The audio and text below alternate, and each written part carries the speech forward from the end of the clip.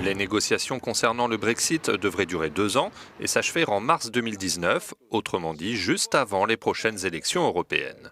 Au Parlement de Strasbourg, ce calendrier est dans toutes les têtes, notamment dans celle de l'ancien Premier ministre belge, Guy Verhofstadt, qui préside aujourd'hui l'Alliance des démocrates et des libéraux pour l'Europe.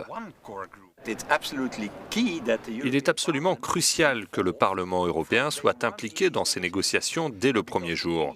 Parce qu'à la fin, dans 2 ans, nous devrons donner notre consentement à cet accord.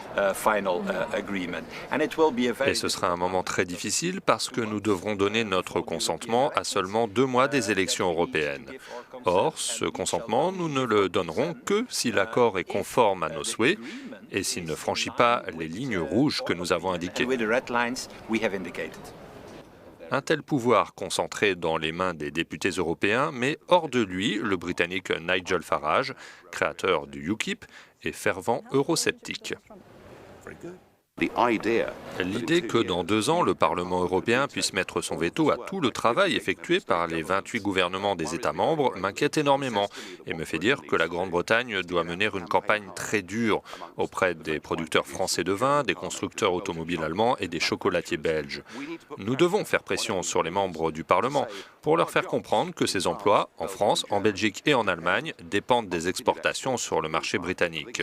Si nous le faisons, alors le Parlement n'osera pas mettre son veto à l'accord juste avant les élections européennes. Thank you very much, Nigel Farage.